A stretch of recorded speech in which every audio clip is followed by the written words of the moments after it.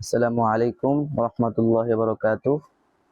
আমি একজন কোরআনের হাফেজ এবং এখন আমি আপনাদের সামনে কোরআনে কারীম থেকে কিছু তেলাওয়াত করব। আপনারা মনোযোগ দিয়ে শুনবেন এবং ভালো লাগলে শেয়ার করবেন।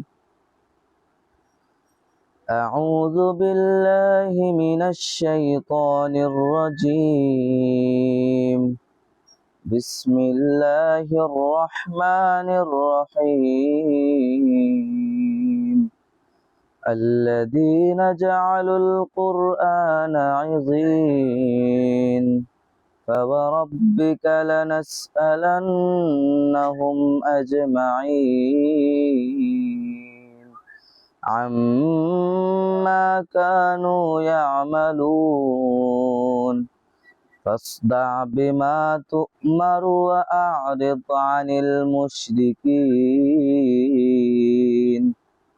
صدق الله مولانا العظيم.